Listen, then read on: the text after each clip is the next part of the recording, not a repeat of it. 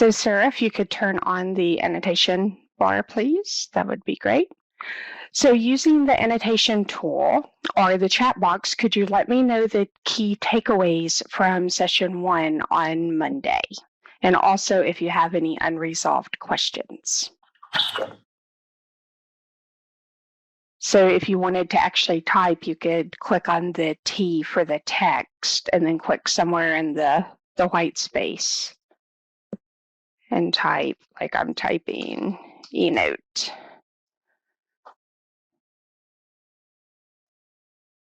There.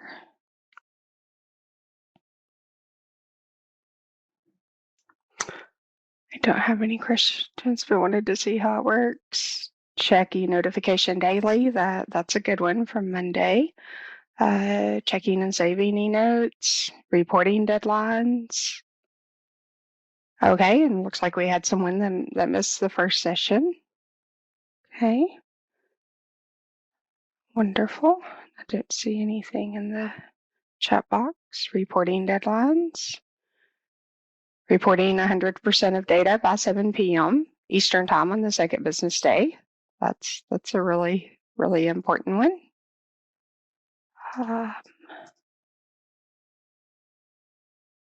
Set up our e-notifications in the passive email. Perfect. Oh, thank you for whomever that moved that. Do I have any questions? See how it works. Okay. Wonderful. Thank you, everyone. Sarah, would you be able to export this slide, please, before we move on?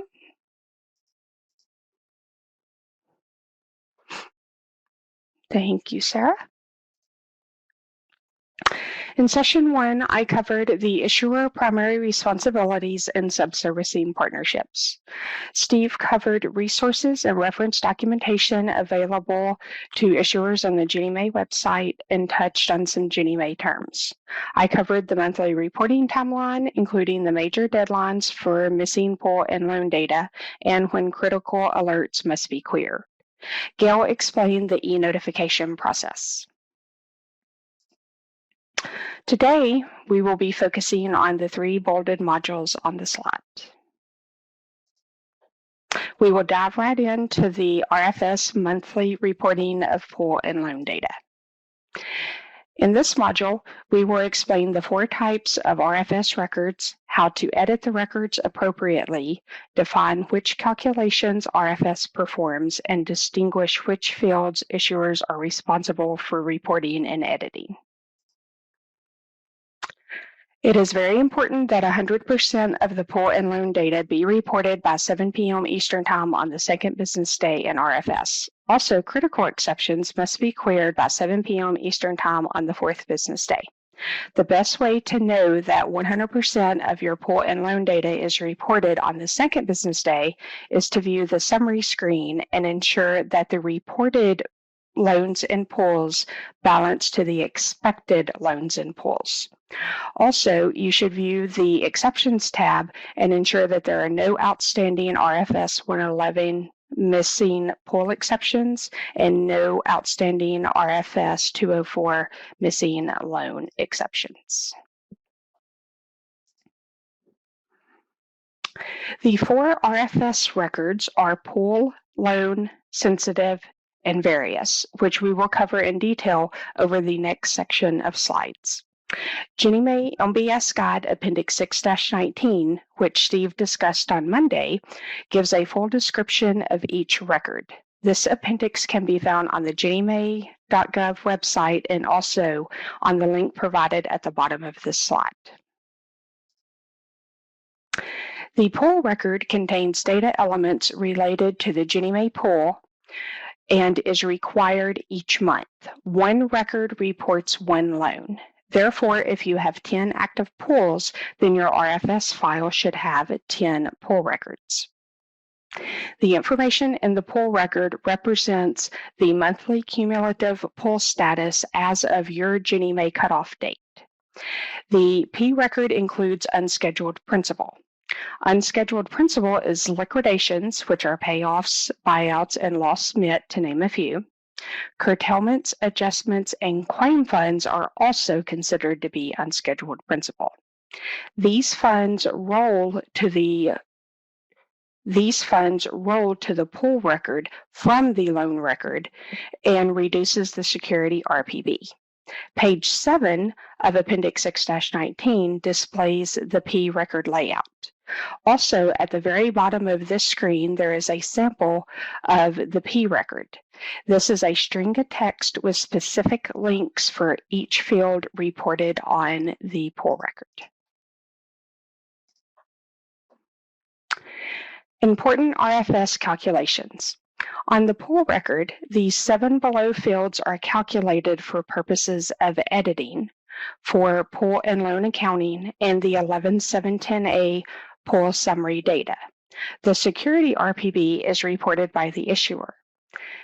The 7 fields calculated by RFS and not reported by the issuer are opening security RPB, scheduled principal, interest due security holder, cash due security holder, the calculated closing security balance, guarantee fee, and liquidations in full FIC. Issuers report adjustment to FIC and closing FIC. RFS calculates and compares the adjustment and closing FIC behind the scenes. Please raise your hand if you are familiar with the 11710A.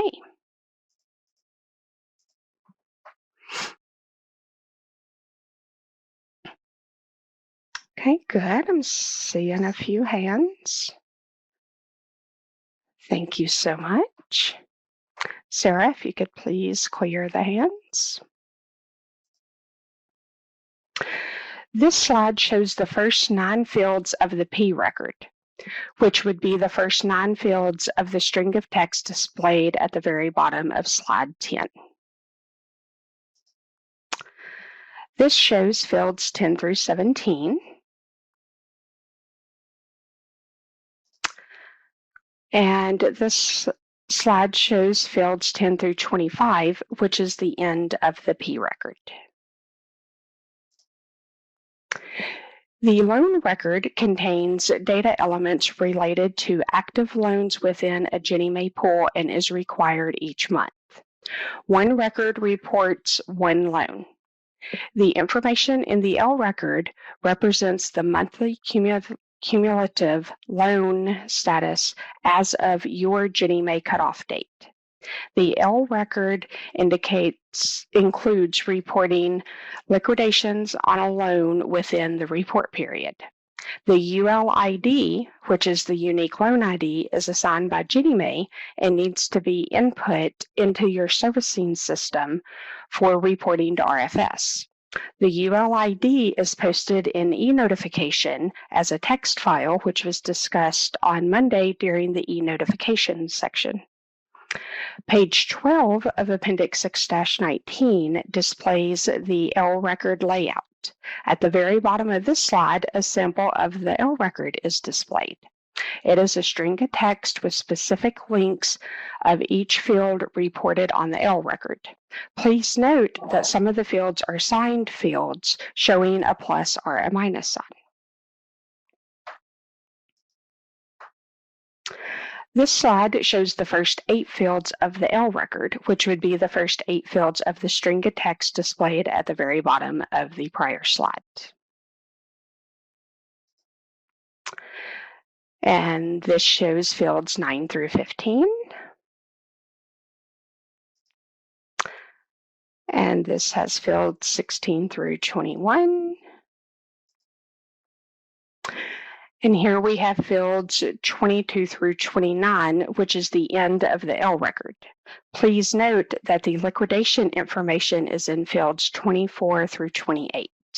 I will now turn it over to Steve.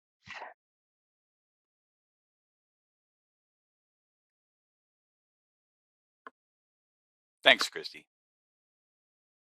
All right, we've covered the P and the L record, both included in Appendix 619. And now I'll cover the sensitive and various loan records. To start off, we had a homework question: when would an issuer submit a sensitive loan record? Let's see if anyone can open up their audio, or they can type in the group chat the answer to that. When would an issuer submit a sensitive loan record?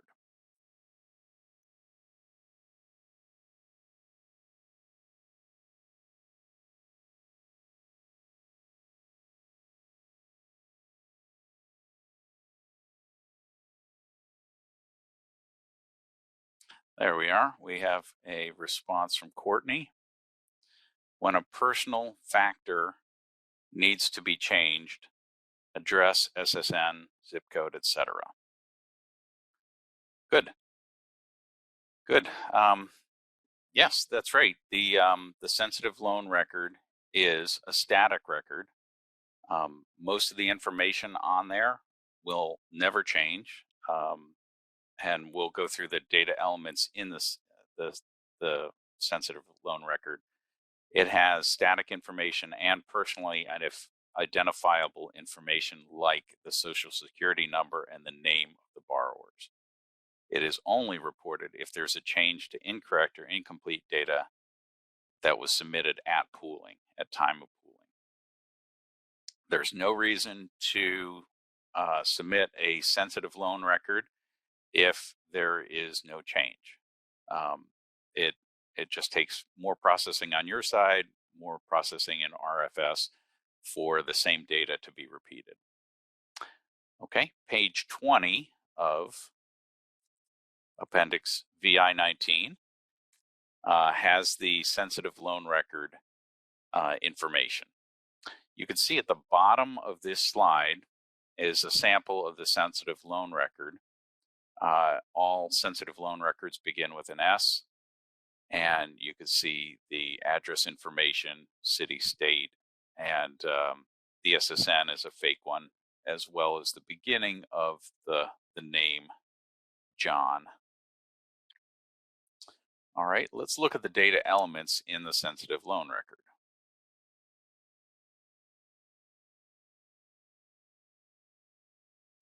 Okay, the first thing to note, as I mentioned, is the sensitive loan record begins with an S. The unique loan ID is the unique loan ID that is used in the loan record, the sensitive record, and the various record. The same unique loan ID applies in all of these records. The street, city, state, zip is for the property. The SSN, first name, last name, is a set of 3 fields, and Ginnie Mae provides 5 different SSN first name, last name combinations. So if we see on the next slide,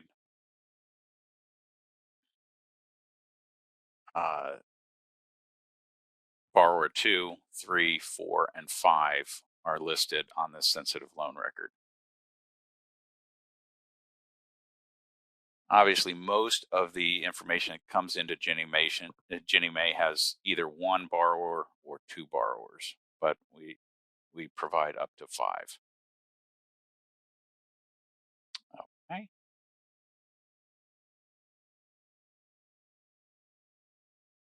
All right.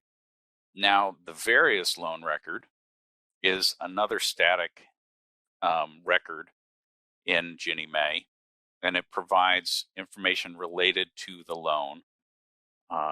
It is not required as a required field. The sensitive and various are neither one are required, and is only reported if there's a change to data reported initially on the HUD 11706 schedule of pool mortgages. The various record has certain fields that are called control fields. These are fields that Ginnie Mae wants to really follow any changes that are occurring in those fields. And so they're controlled with the suspense process. There's editing and suspense. Once a suspense occurs on a field within the various record, the issuer is required to confirm the changes that are made. Let's say there is a loan purpose going from a 1, which is purchase, to a refi, which is 2. Initially on the 11706, it was reported as a 1. This month on the various loan record, the loan purpose was reported as a 2. That change from a 1 to a 2 would be suspended, and you would have to confirm that that change is a valid change. Okay. Page 23 of Appendix VI 19 is where you would find the layout for the various loan record. Right now, I'd like to see if anyone has, raise your hand if you have worked with the various loan record or various suspense.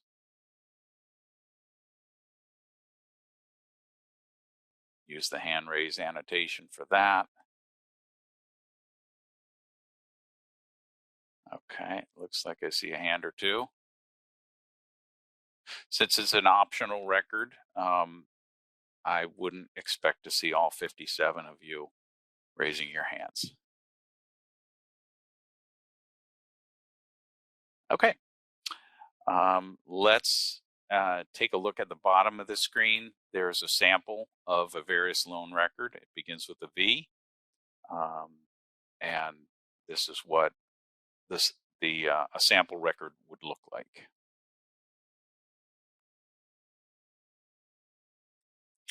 Okay. As I mentioned about the various loan suspense, the process is at pool issuance. Your loan information is submitted at Ginnie Net at pool delivery. That information comes over at the beginning of every month from Ginnie Net into RFS. And so RFS has that same information. And that is used in the suspense process as the basis for that comparison. So then when number 3 there, when the issuer uses the various loan record and inputs corrections to what was reported at the 11706, that's when the suspense process kicks in. And when you get a suspense in RFS for the various suspense, you receive an e-notification that you have various suspense items. That comes out around, I believe it's the 7th business day. And then by the 20th calendar day, you must comment on those changes to RFS operations about whether or not those are valid changes or if those were incorrect reporting on the various loan record. And the email for that is ginniemaevarious@deloitte.com. You see at the bottom there. All right, here's a look at some of the items in the various loan record.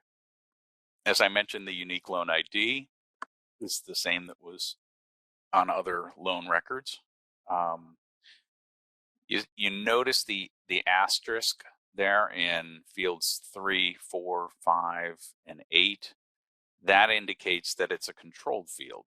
So Ginnie Mae is looking at those in the suspense process for any changes from the initial reporting. All right.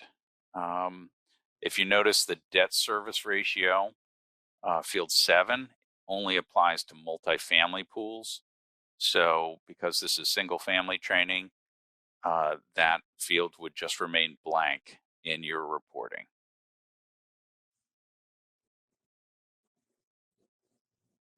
One more thing, we do see at times that issuers submit a credit score update because their issuers have a different credit score in, let's say, month 12. This is incorrect. Ginnie Mae only gets the credit score at time of pooling. Okay. The LTV, the credit score, all the fields in the various loan record are at time of pooling. Ginnie Mae does not track or desire to receive updated values post pooling. All right, here are another set of data on the various loan record. Take a look at those.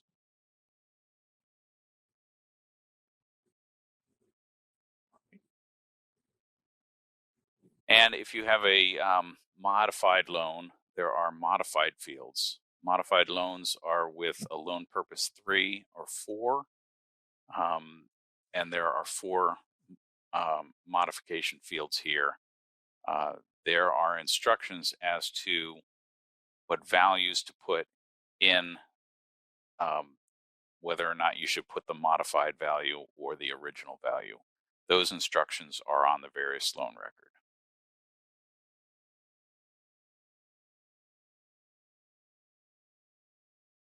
Okay, and those are the final 5 fields in the various loan record.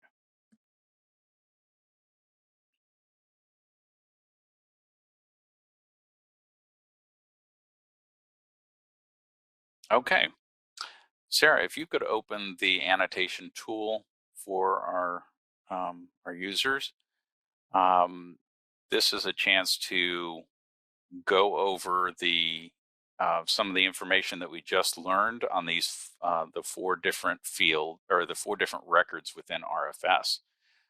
So the first one, put a sticker on the type of record where it contains static information. So your annotation tool is on the left-hand side. You can choose a check mark or a star and mark the record. There we go. We have a couple stars coming in. Let's get full participation with all 51 of you.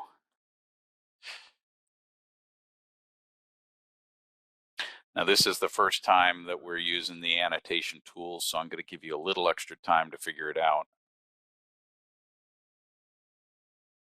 There we go. Very good.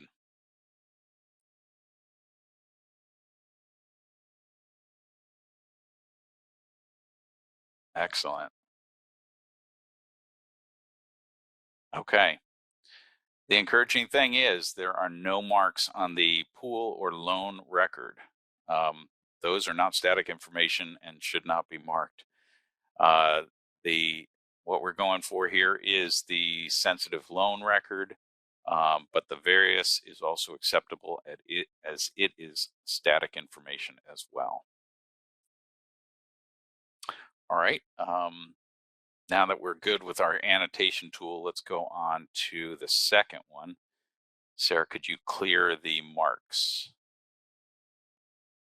Thank you. All right. The next one is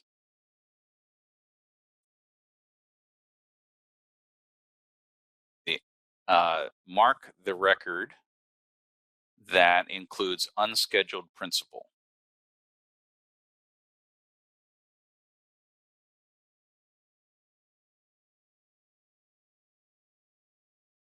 All right, very good.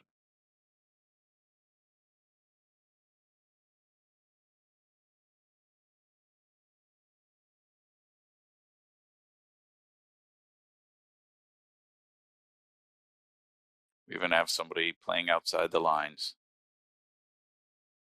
A free spirit. All right, very good, very good. Yes, actually, what we're going for here is the pool record. That's what Christy had mentioned, that the unscheduled principal rolls up from the loan record. The loan record itself does include unscheduled principal in the form of curtailments, etc. So we'll accept that as well. I'm glad to see no one put sensitive or various. You all are paying attention well. Okay, third one here. Put a sticker on the record that applies for reporting if there's a change that was initially submitted on the 11706.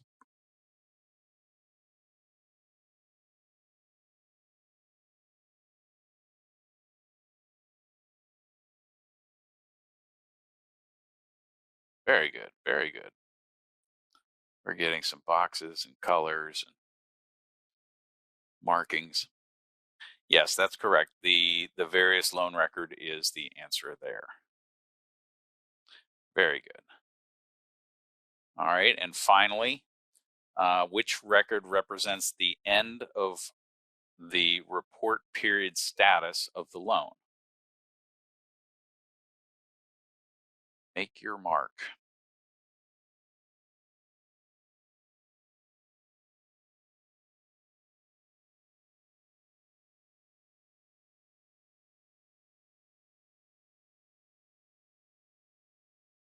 Very good.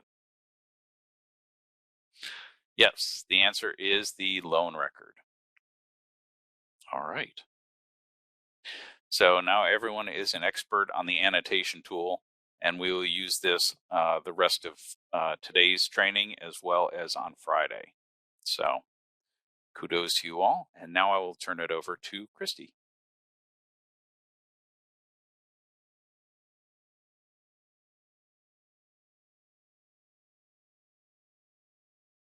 Thank you, Steve. In this module, we will define common exception messages and summarization alerts, explain how to navigate the exception feedback summary screen, and list the steps on how to download your exception feedback CSV file. RFS is the reporting and feedback system. Both pull and loan level information may be entered online in RFS, or a file may be uploaded. Any information input into RFS is subject to editing. This upload exception feedback is provided for any files that are accepted and can be viewed on the functional acknowledgement screen in RFS and also in eNotification. This is the initial edit process. Data uploaded or entered manually will be processed by RFS and will be summarized. The summarize process performs the pool and loan accounting calculations for the pools and loans within the issuer's portfolio. Summarization occurs automatically when an issuer has reported 90% of their pool and loan data. Also, there is a nightly bulk summarization for all issuers meeting the 90% criteria to include any data manually entered online in RFS. The issuer should review the following 3 exception items. First, navigate to RFS in exception feedback, then the summary screen. This provides a snapshot of the monthly reporting activity and the total number of outstanding exceptions. Then click on the Exceptions tab at the top of the screen to display a snapshot of the outstanding exceptions. By clicking the Download tab and clicking Download Exceptions, this will download a full list of outstanding exceptions in a CSV file. A best practice would be to save this download of exceptions daily. As a homework question, do I have a volunteer that would like to share their workflow process after the RFS file has been uploaded? If so, please unmute yourself and share.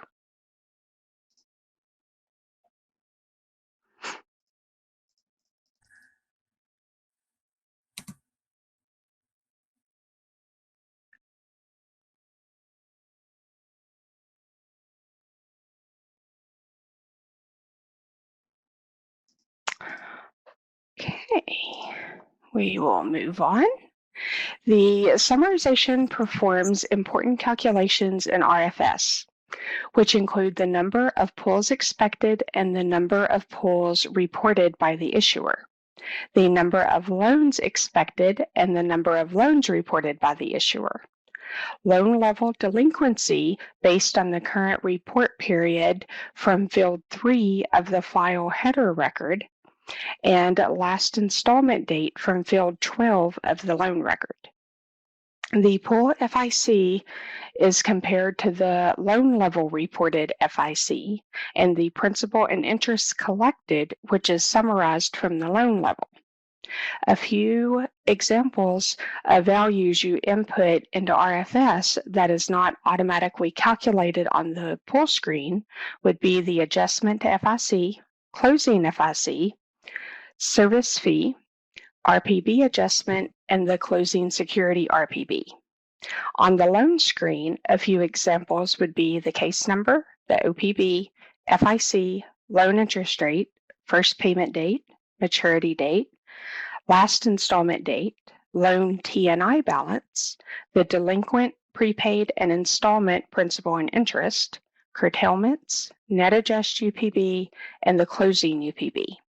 As a reminder, there is a nightly bulk summarization for all issuers that have reported at least 90% of their pull and loan data.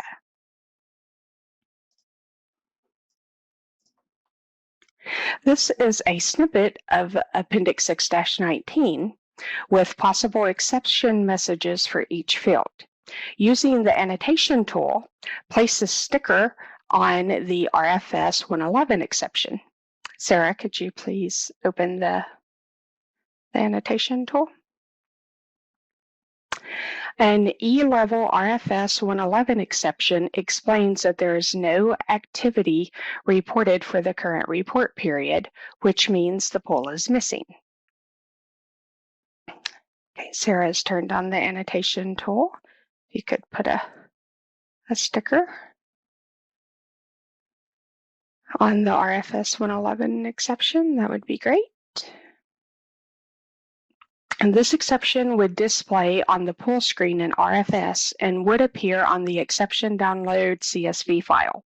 To fix the RFS 111 exception, the pull would have to be manually entered in RFS on the pull screen, or a file would have to be uploaded to include the missing pull. Wonderful. Thank you, everyone, for putting the boxes and the stickers. And then also, summarization alerts are italicized. So if you notice, like where the red check mark is, it has that no activity reported for this period is in italics. So that means that it is a summarization alert. Okay, thank you so much. Page 1 through 5 of Appendix 6-19 explains the severity level of exceptions. If you receive an error or E-level exception, then your record did not load into RFS. E-level exceptions may occur on any of the 4 types of records, which are pull, loan, sensitive, and various. The E-level RFS 111 missing pull exception must be cleared by 7 p.m. Eastern Time on the second business day. Other outstanding E-level exceptions are expected to be cleared by 7 p.m. Eastern Time on the fourth business day. Critical or C-level exceptions are related to remittance and/or disclosure data. Excuse me. These only occur to pull and loan level reporting.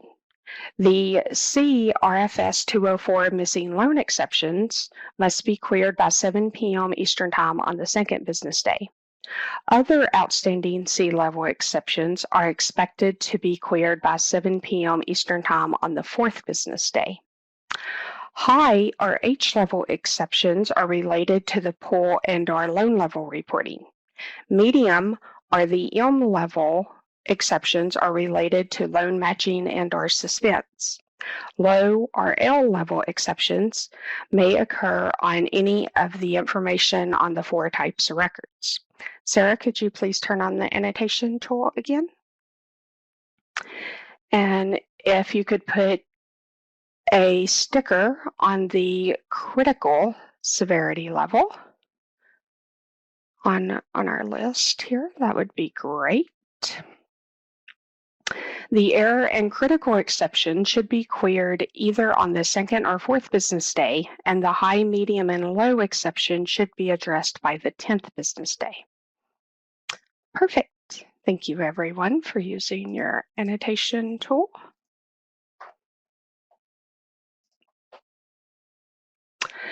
You may ask, where in RFS may I access the exception feedback? This slide shows a screen print of exactly where to access exception feedback. Once logged in to my Ginnie Mae and RFS, hover over RFS and click on the exception feedback option, which is displayed in the red box. Why is it important to access RFS exception feedback on a frequent basis? A best practice is that this needs to be completed daily, as exceptions may generate after the nightly bulk summarization once 90% of the issuer's data is reported.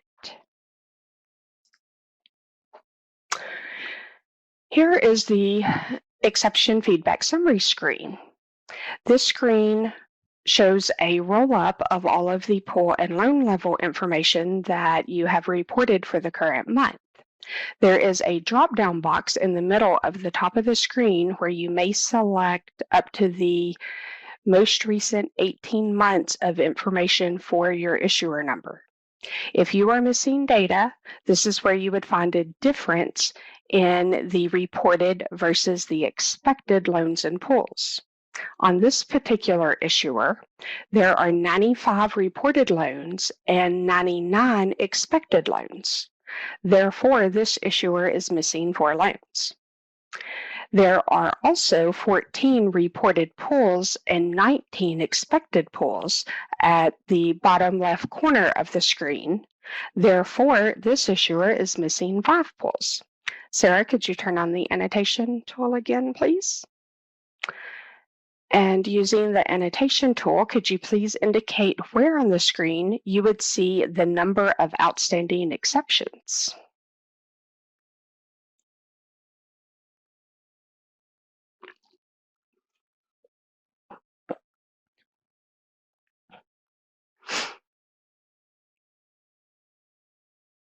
Okay.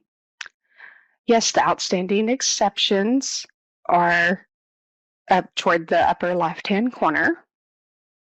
It looks like a few people may have put their stickers over where the delinquent numbers are. So wonderful. Thank you, everyone, for using your stickers. And yes, there are 14 outstanding pool exceptions and 142 outstanding loan exceptions for this particular issuer.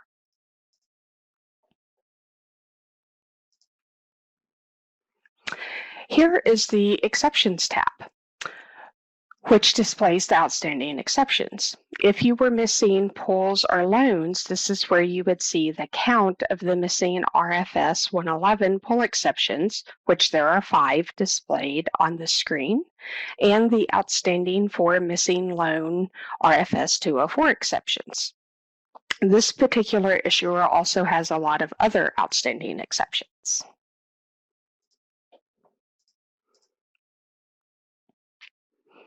There are 2 ways to receive your pool and loan level exceptions. Issuers may go to the Exceptions tab from the Exception Feedback module in RFS and click on the blue link to view them through the Exceptions tab. Or the issuer may download a CSV file. Downloading a full list of the exceptions is recommended. Using the annotation tool, could you please place a sticker on which one of these options you use or will use as a most frequent to view exceptions? Okay, looks like we've got a couple for online, and it looks like the majority is on the download. That is wonderful. Thank you so much, everyone. To download the exceptions into a CSV file, you would navigate to the Exception Feedback module and click on the Download tab, which is here in the red box. Then you would click on the Download Exceptions in the dark blue bar to download a list of all of the outstanding exceptions. You could click the Download button at the bottom of the screen.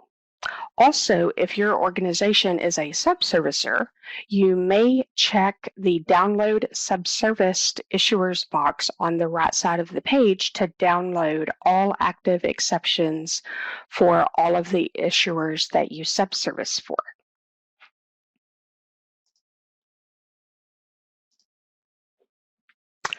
After clicking the Download button at the bottom of the previous slide, the instructions page will display.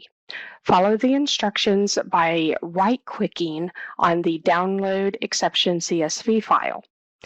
If you select the Open in New Window option that is in the bottom of the bottom right corner of this screen, a CSV file opens and will display all of your outstanding exceptions. Please save this file as Excel. As a homework question, can someone explain how to use this exception feedback file?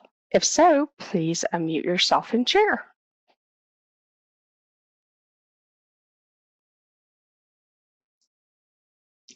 I utilize the CSV file to help me clear any exceptions that generate in a timely fashion. I'm able to save it as an Excel, sort by exception level, and make sure they're handled in a timely manner and that I'm not missing the deadlines. Fabulous. Thank you so much, Lorraine, for sharing. That is exactly how I would use that file, so thank you. After clearing any exceptions, issuers should always save and summarize the pull activity record by clicking the Save and Summarize Pull button at the very bottom of the pull screen. If you have reported or updated a loan record, the calculated pull security RPB may change and create a new exception after the nightly bulk summarization. A quick story. On the third business day, if an issuer liquidates a loan and does not save and summarize the pull, then on the morning of the fourth business day, that issuer will have multiple critical alerts on the pull record. Then the issuer will need to clear the critical exceptions prior to 7 p.m. on the fourth business day. Sarah, would you please post the first polling question?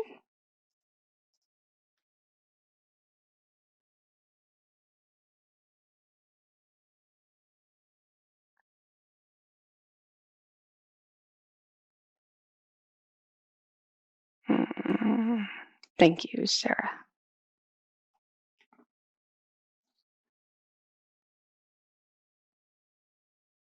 There we go. So then if you could select which option. The question is, how are the summarization alerts identified in 6-19 report of pull and loan data?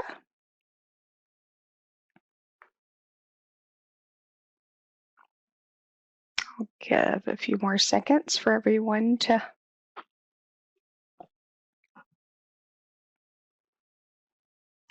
vote.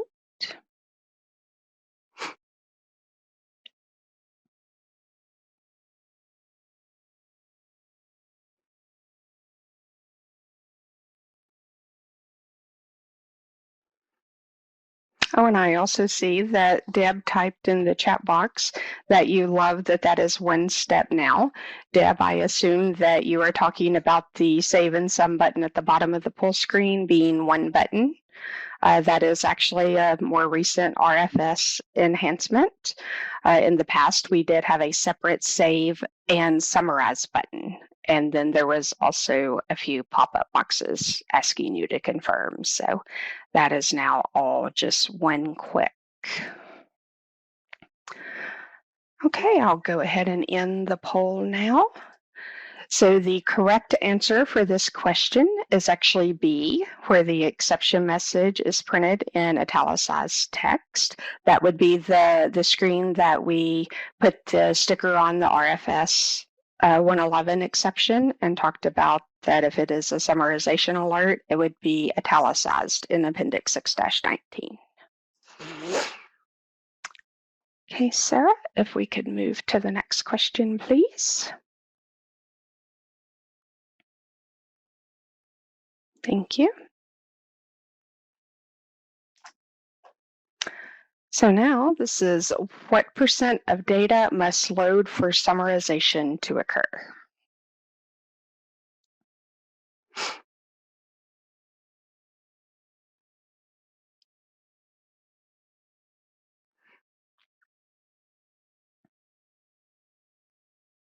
Okay, I'll give a few more seconds for everyone to vote.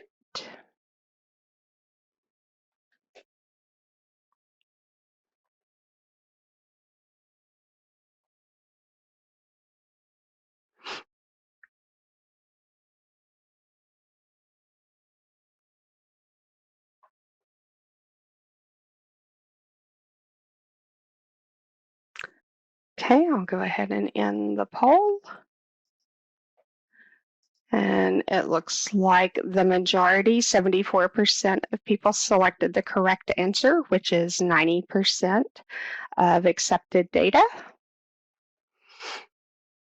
for summarization to occur. And Sarah, if we could move to the next question, please.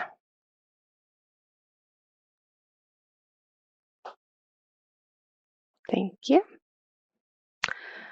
So this question is, why is the S record noted as sensitive data?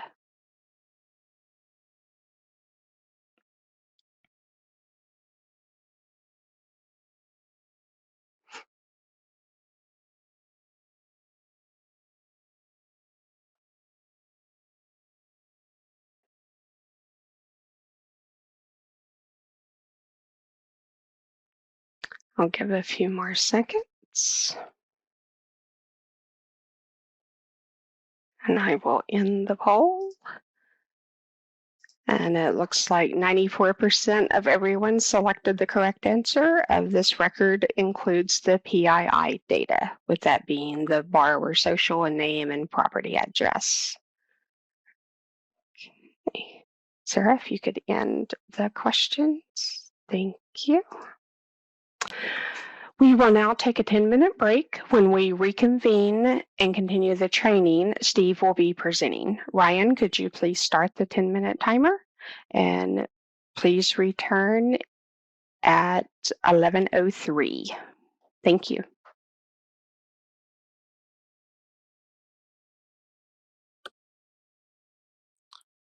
All right. Ryan, if you could remove the timer, we will get started with our next session here. Welcome back, everybody. Let's get started on the next session. Now, we've covered some of the reporting records that you will report for RFS. We've touched on exception feedback and some of the process flow. We're going to go now to the reporting workflow, and hopefully this will bring it all together. So here on this slide, we could see that in the reporting workflow, there are two ways to report your loan and pool data.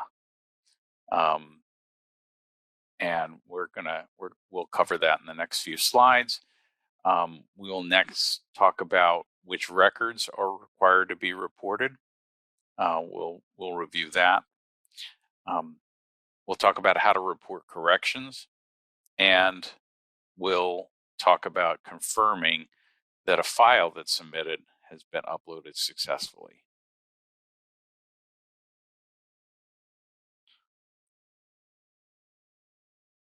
All right. So here are the ways that you can get data to RFS. Two ways through the portal, the Ginnie Mae Enterprise portal. The online entry, if you have a small amount of data, or if you have a large amount of data and you just like typing, you can manually enter online all your loans and pools in activity screens. You could do that in your loan activity, your pool activity, and your liquidation. We generally see these for just a small amount of loan and pool data, or going in on the online just for corrections or to make small changes where you don't need a full file submitted. There is a file upload, and this is where a file is created. You or your service bureau would create a file to upload, and this would allow you to upload that through the Ginnie Mae Enterprise portal. One of the selections, once you log in, is called File Upload, and that file upload allows you to select Pool Accounting and then upload your file. All right, and usually those are medium-sized files. 5 megabytes or less is kind of the recommendation there. If you have large files, we also provide a secure FTP connection, and that allows you to upload large numbers of loans and pools in large files. In order to do that, so that the GMAP, the first two, you would just need your credentials through the GMAP to do either of those and have access to the file upload area. For secure FTP, you would coordinate with Ginnie Mae to establish that secure FTP channel so that you could upload. They'll do testing just to make sure that that's set up correctly. All right. Let's open up the annotation tool, if you would, Sarah. And for the issuers on the call, please put a sticker on the option that you use most frequently out of those three.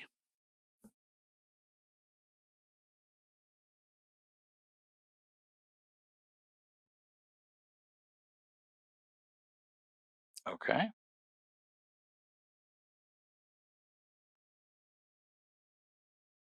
Very good.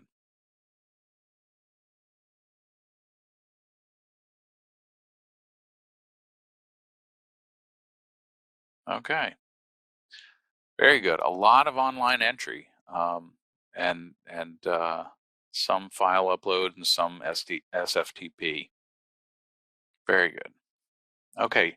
The good news here is we're going to be covering some of the online entry screens in this training today. So you'll get to see some of the workflow from those online entry screens. All right.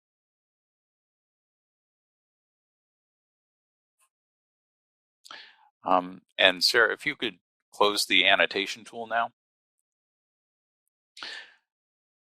Okay. Now we're going to talk a little bit about reporting corrections.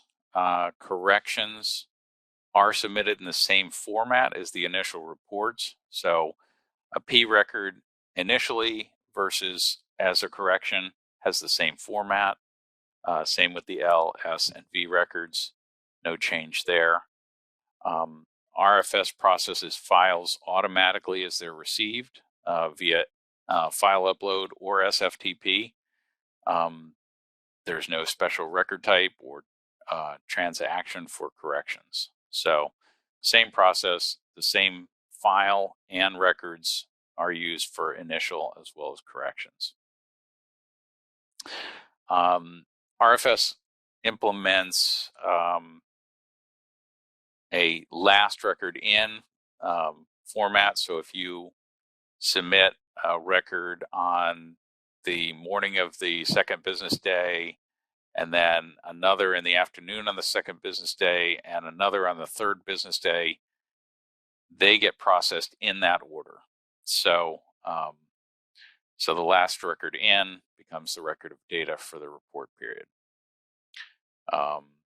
So that may look like if you have 100 pools with 500 loans, maybe the first record in has got everything, and then subsequent files have just selected updates to corrections for loan and pool information, or even the sensitive or various.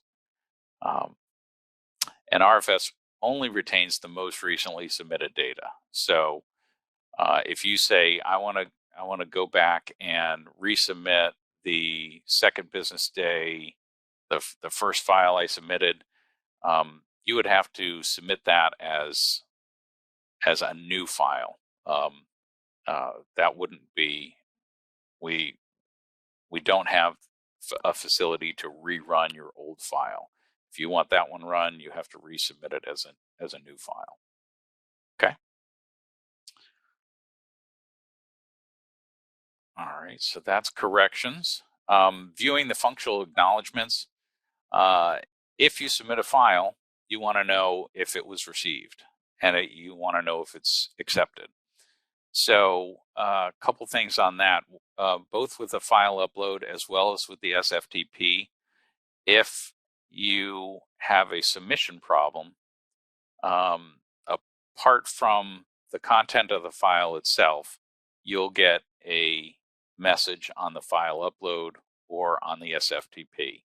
If you get a success on either one of those, then the data is accepted into RFS. Now, when it's accepted into RFS, you need to get a functional acknowledgement to say whether or not the file at RFS was accepted or rejected. Okay.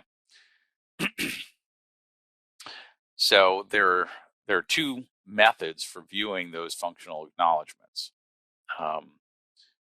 So the functional acknowledgements are posted in e-notification, and they're in exception feedback as a download. Okay, so if Sarah, if you could reopen the annotation tool, and issuers, if you could put a sticker on the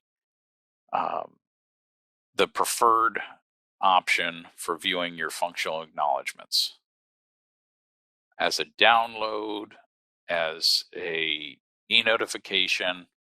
How do you use your functional acknowledgements?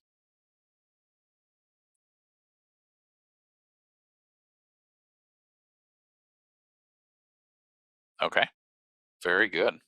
A lot of downloads, and some as e-notifications. Good. All right, thank you for voting or providing that input. Okay, now viewing functional acknowledgements online. When you are logged into the portal, you go to RFS, and then the exception feedback module is listed there in the red box. When you click that, you are in the main exception feedback screen, which, as Christy mentioned, there was a summary and then exceptions. What we're going to focus on now is viewing the functional acknowledgements in the download tab. So that fourth one across in the red box is the download. And when you click that, you're taken to all the downloads that you have access to. You can see them here on this blue bar. View FA list, download exceptions, many different downloads that you can you can use in the download area. The first one that is presented is that issuer FA list. So that's where you would see your functional acknowledgments, the issuer ID that you select, and the reporting period. That combination, clicking go, will allow you to see the functional acknowledgments for that issuer for that period. And then those list all the files that have been received. You see the file size, the report date, the pool and loan count is listed there, as well as at the end in the red box, whether or not the file was accepted or rejected. Okay. All right. Has anyone ever had a file reject? If you have, indicate so with a raised hand. There's no shame in this. So let's see if there's any hands that are raised for a file rejection.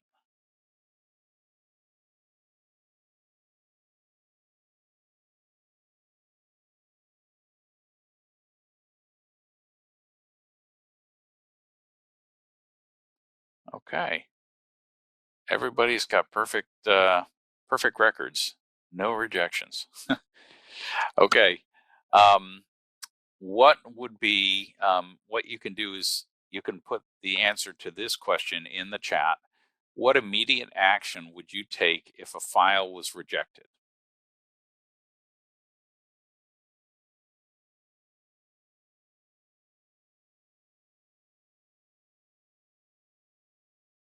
You can just type that right in the chat. If a file was rejected, what would be your action?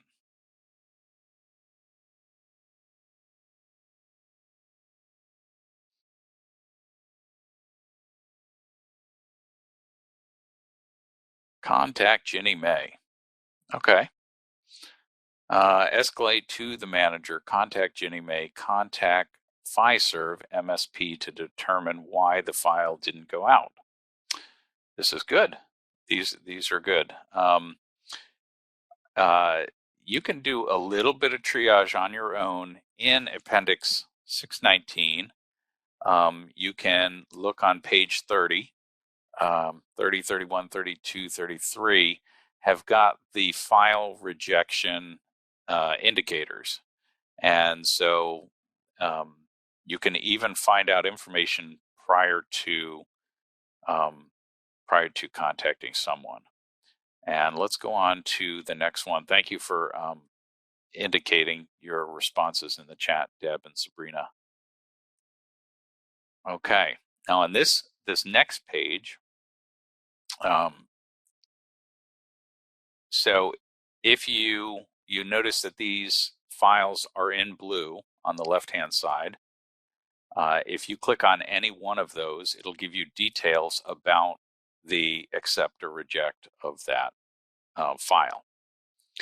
Okay, and so here's an example of one that was accepted. And you can see the A in the red box indicates that there is an accept. A lot of the same information is presented there: the file name, the date, the size of the file, who submitted it, what time it was submitted. A lot of good information there about that.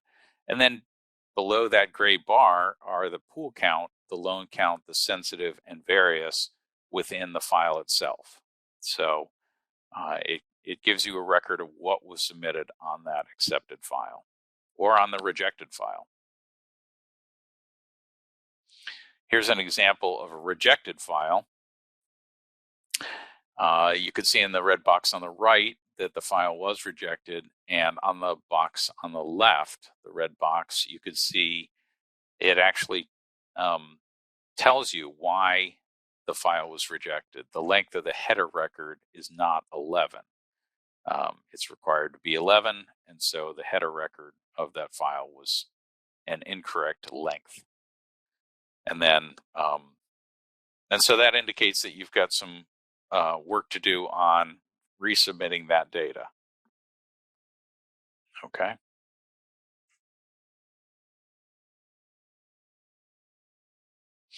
All right. Now we're going to look at some of the online entry screens. We're going to start off with loan level data. You'll be submitting in the portal through RFS in the Pool Accounting Single Family module. There in red, you click on that and you are presented with options for pool, loan, quarterly verification, remittance advice, and there is a user guide for each module that will help. Okay. Let's start off by going to pool. If you click on pool, the pool activity screen appears, and this allows you to have to display either data entry or what you've submitted via a file for that pool for that period, for the reporting period. You see at the top the issuer ID, the pool ID, and the report period are your inputs to this screen. You click go, and any information for that combination is displays. All right. Let's see. You'll notice on the couple things that are boxed in red here. On the lower left, I don't know if you've noticed the plus signs on those blue bars. On the far left of each of those blue bars, there is a plus sign. And one of those is for your custodial bank information, and the other indicates the pool transfer history of that pool. So throughout the life of that pool within Ginnie Mae, it shows which issuer pooled, as well as any pool transfers throughout the life of that pool. The 11.7.10 information is in that box at the upper right. And if you click on that link, it'll take you to 11.7.10A information based on the reporting that you've done for that pool. And then the Save and Summarize button is at the bottom.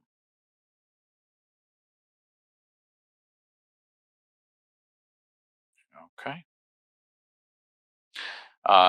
This is an example of the expanded bars that we saw on the previous page for the custodial bank information as well as for the pool transfer.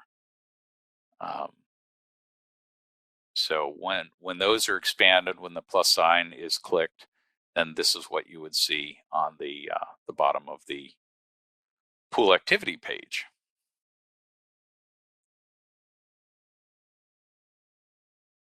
All right. And then this is the screen for the 11.7.10A.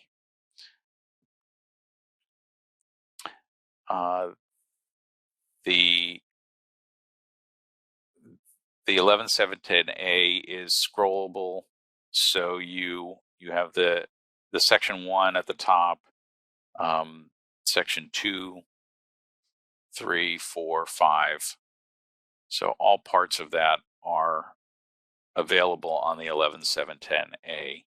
And then there's a navigation at the bottom of the screen in red to go back to the pool activity screen. Okay.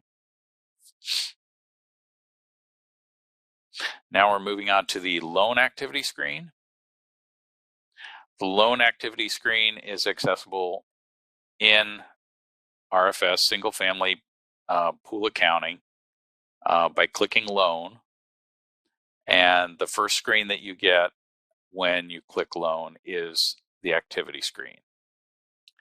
The activity screen has a number of different sections to it.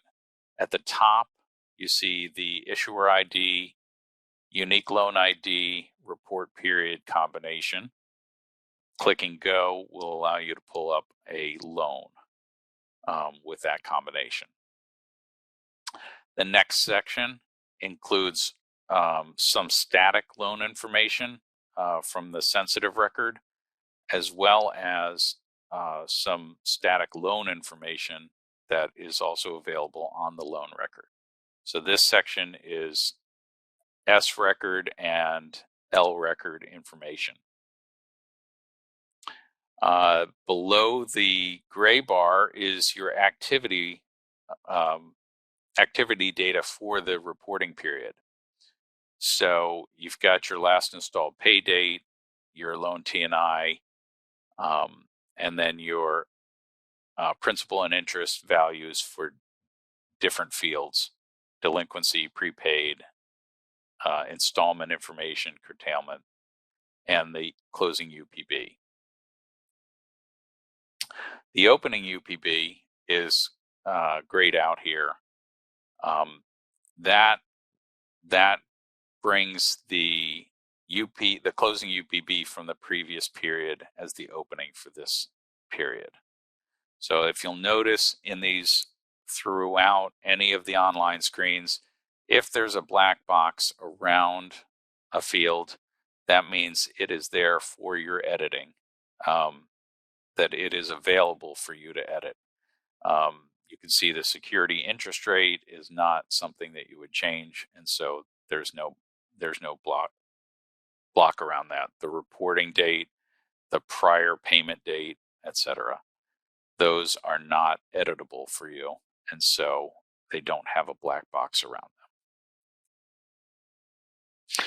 At the bottom of the screen, the last section is the various loan data.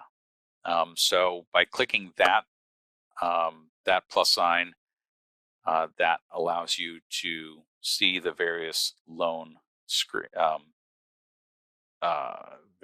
data on the loan activity screen. And then the save button is at the bottom.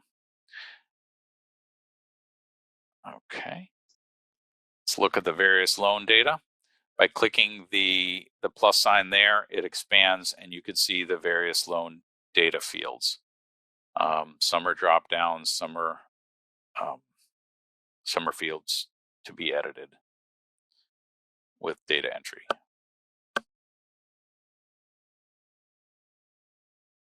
Okay.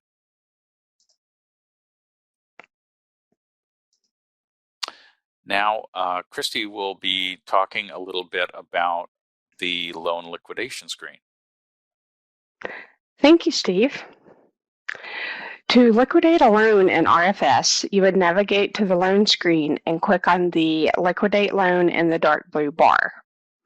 Then you would input the last installment date, select one of the 6 removal reasons from the drop-down box, and enter the actual removal date on the left side of the screen. Then you would enter the liquidation interest and the liquidation principal on the right side of the screen. After you enter the liquidation principal, the liquidation balance autofills as RFS has taken the opening UPB and subtracting the liquidation principal. Ensure you click Save at the bottom of the Liquidate Loan screen, then navigate to the Pull screen and click the Save and Sum Pull button.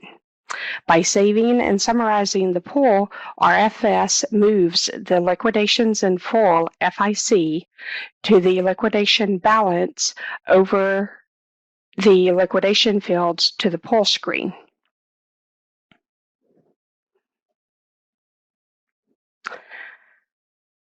Over to which means, and whenever actually all that information is moved over, the issuer is passing through the liquidation funds to the security holders. This also lowers the RPB of the pool for the current reporting month. Using your thumbs up or thumbs down, which is up in the raised hand function of Adobe Connect, could you give me a thumbs up if there are 6 valid removal reasons that Ginnie Mae uses, or give me a thumbs down if there are not 6. Okay, I'm seeing a few thumbs up.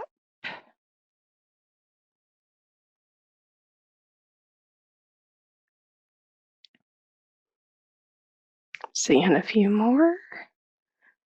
Thank you so much. Sarah, if you could remove the thumbs. You may wonder how the liquidation interest and principal are collected for inputting on the liquidate loan screen. Here's a sample of a liquidation amortization schedule. All of the Ginnie Mae MBS loans are scheduled, meaning that the issuer must pass through scheduled interest and scheduled principal, whether you collect it or not. This is no exception when the loan is being liquidated. If the loan is current, then you must amortize the loan by 1 month, which would be the total interest due and the total principal remitted numbers that are needed for the liquidate loan screen in RFS. Most servicing systems will complete a similar liquidation report like the one displayed. I will now.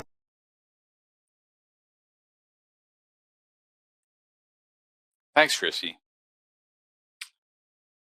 All right, continuing on with RFS pool accounting single family. This screen shows a way that you can manage the pools that are listed in your portfolio with the feature called Pool List. Now, the Pool List is under the Pool tab. The first option there, boxed in red, is the Pool List. Now, this you have the option for issuer ID, and you can put in a pool, or as a default for issuer ID reporting period combination, all the pools that are valid for that period will display. Couple things here. First, I guess raise your hand if you use this feature. If you use the pool list feature, I'm curious to know who is a pool list user online. We have a lot of online users here, so let's see. See if we have any hand raised. There we go. Thank you.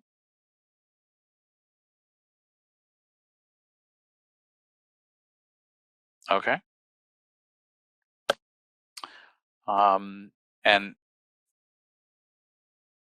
the couple features here, each of these columns are clickable. So if you click it, it'll sort one way. If you click it, it'll sort another way. So if it's numbers or letters, it'll sort 0 to 9. The pool type is alphabetical, so that will sort and then reverse sort if you click it a second time. The program is Ginnie 1 or 2. The pool status is indicates what you've reported for the period. These are all not reported.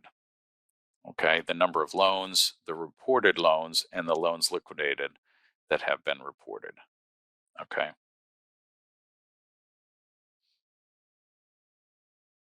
All right. Incidentally, when you're looking at this list, if you want to go to the pool activity from the screen, instead of clicking the pool activity, if you want to see the pool activity for that first pool, you would click the pool status indicator, the not reported for that pool, and that'll take you to the pool activity. If you want to see the loans, the 8 loans that are in that pool, you would click the pool ID for that pool, and it would take you to a loan list, which we will cover.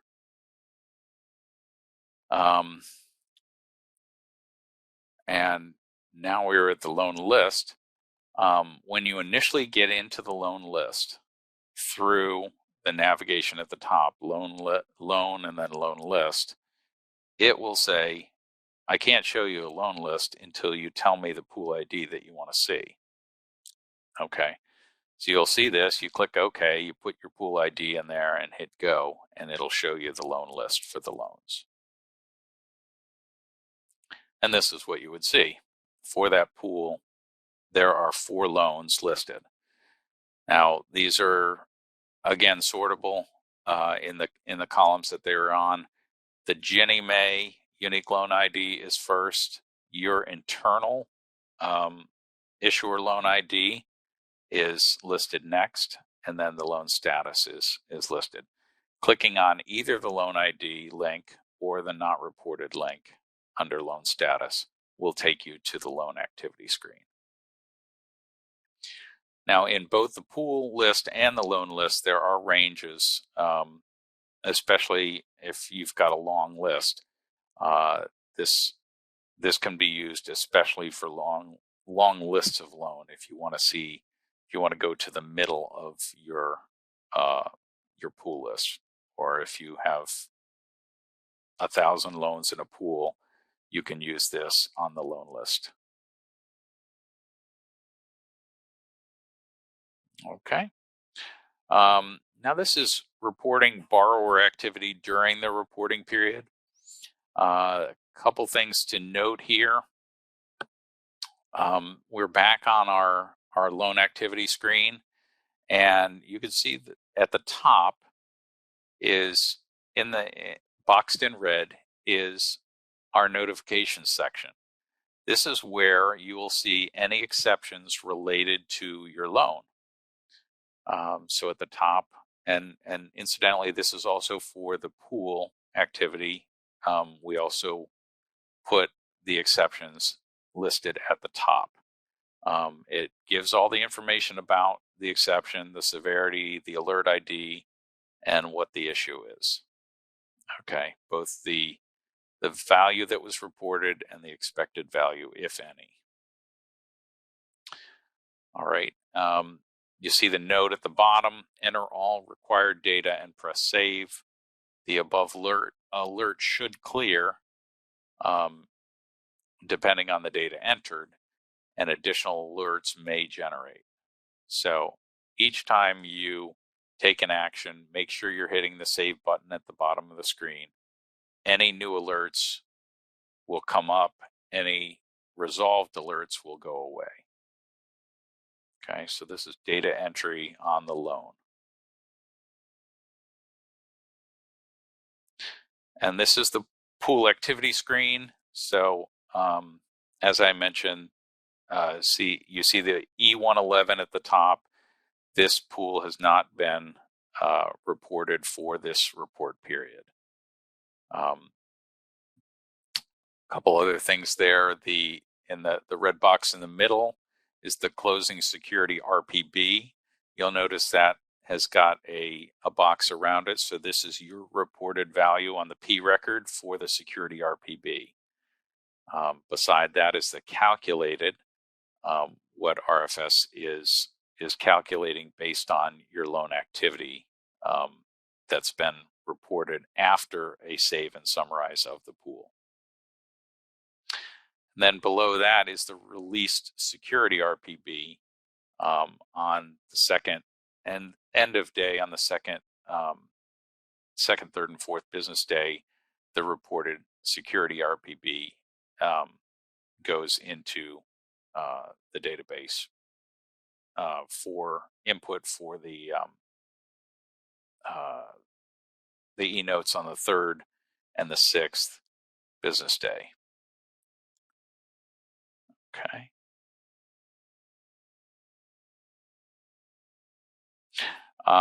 As Christy mentioned earlier, the save and summarize button is now a combined button. We did have a situation previously where issuers would save a pool but not summarize, and then the next day, after nightly summarization, there would be additional exceptions to address, and an issuer would say, well, I saved my pool. Well, we now have combined that save and summarize into one to make that a little smoother of a transition. Okay. Next, we're going to talk a little bit about the download screen.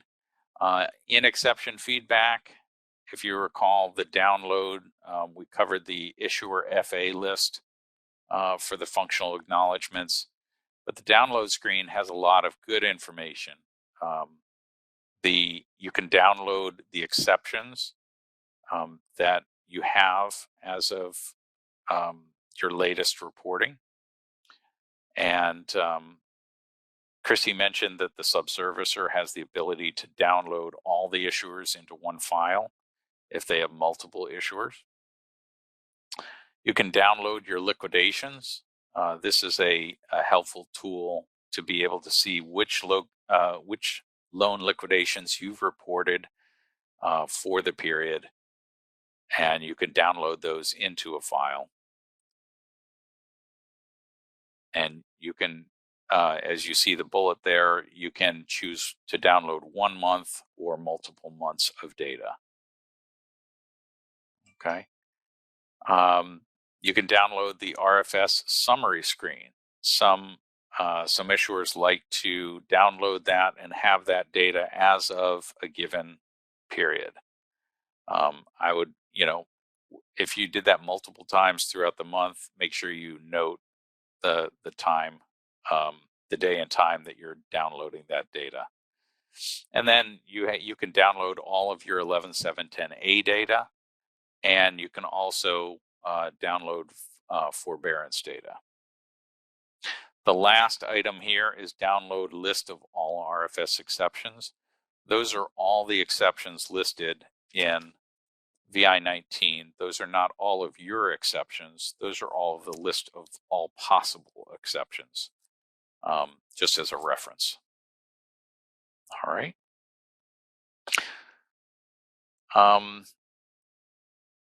Sarah, could you open the annotation tool? I'd like to see if issuers could put a sticker on the download tools that you have used. And if you've used more than one, you can put a sticker on each one that you've used.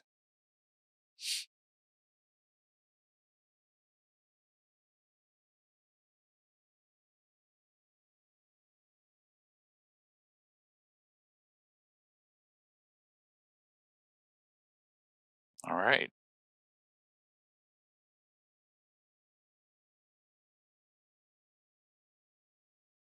Very good. Okay. Good. That's a lot of good downloading.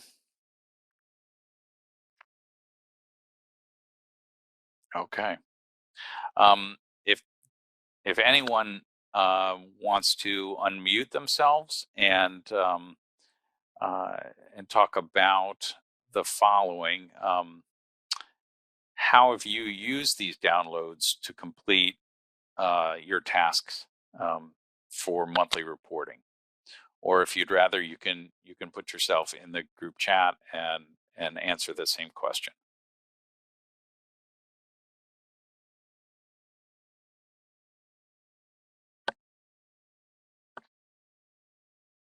Or is there one that's new that's exceptionally helpful in terms of a download?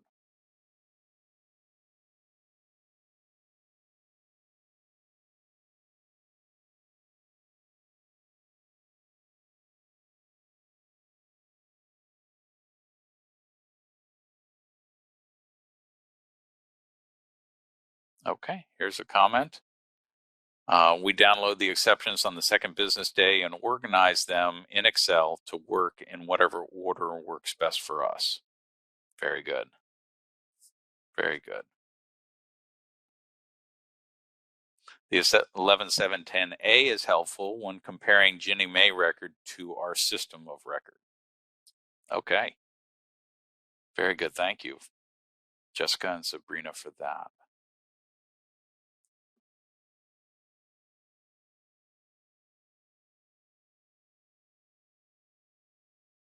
Okay, now I'll turn it over to Christy for some polling questions.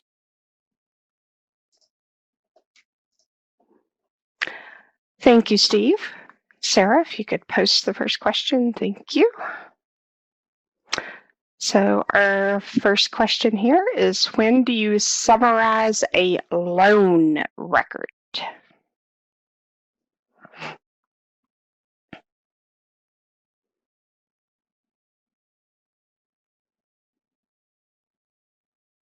Looks like we've got quite a few people voting.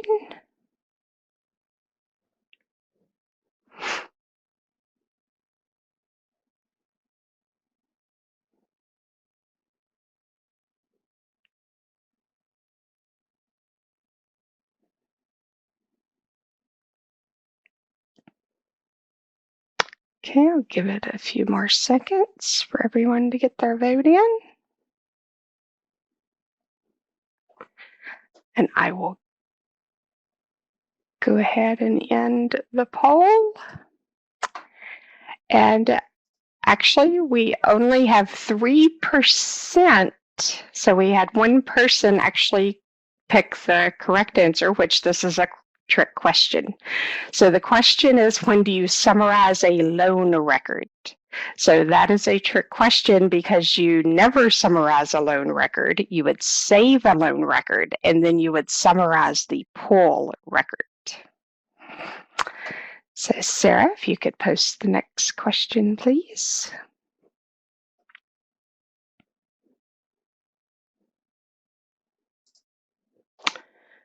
Okay, so this question is, which screen can you use to locate your bank account information?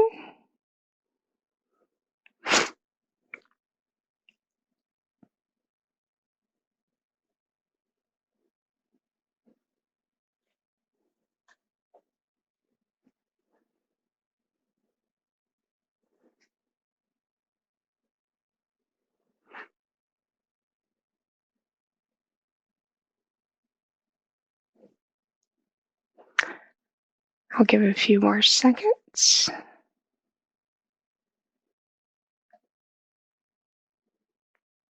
I'll go ahead and end the, oh.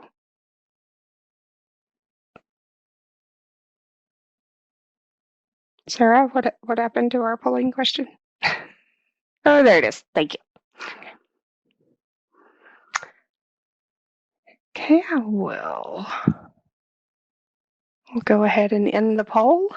And the correct answer, which 11 people, 35% got it correct, is A, the pull activity.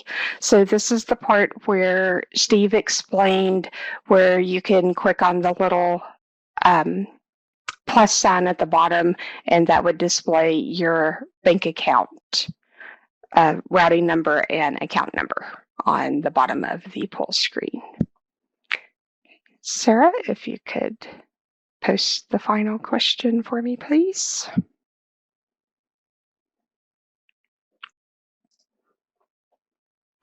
Okay, and this is, which records are required each month?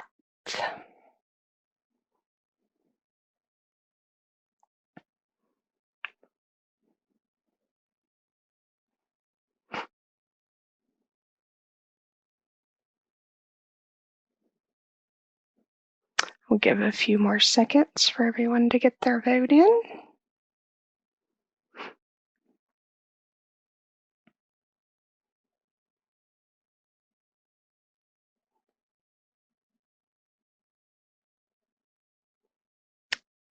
Okay, and I'll end the poll.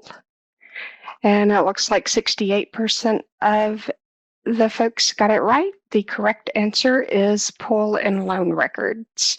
I see that 32% said actually all four. And remember that the various and the sensitive record are not required every month. Those are only to be submitted when there are changes within the information within those records.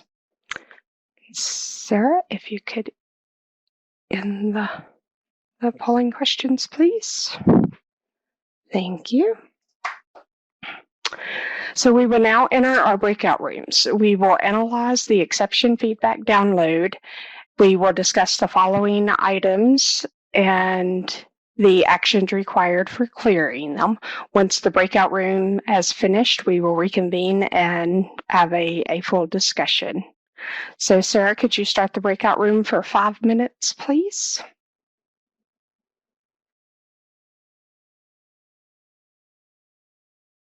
Okay, so yeah, there. Hey, Steve, would you or someone in your group like to discuss what you guys talked about? Sure. We discussed the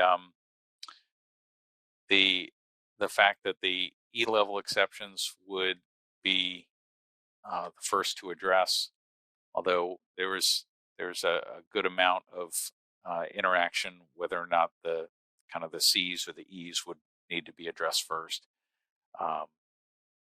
But it's good that the E's and the C's were above the, any of the other high, medium, or low exceptions. No one said those need to be addressed first. We also talked a little bit about comparing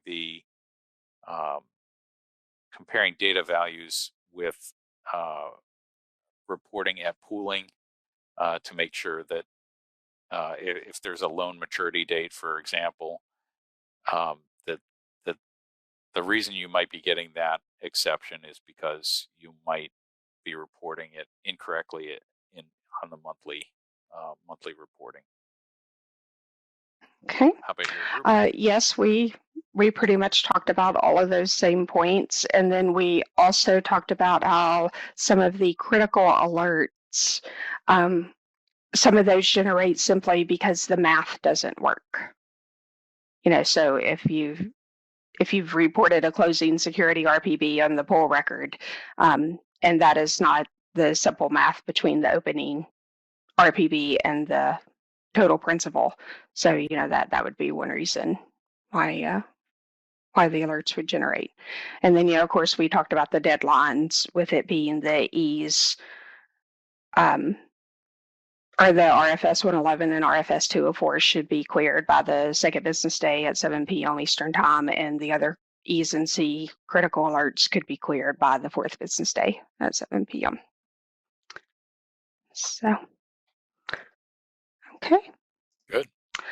So now we are to the questions and answer session. So if anyone has any questions, you could type them in the chat box or unmute your mic and talk.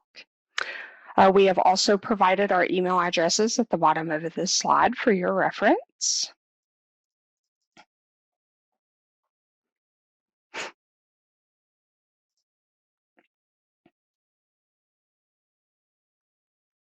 Okay, I'm not seeing any questions in the chat box. Okay. So we hope that you join us Friday for our next session, and where we will be covering the additional reporting requirements and cash and reconciliations. Thank you for your attendance and attention today. I will now turn it over to Sylvia.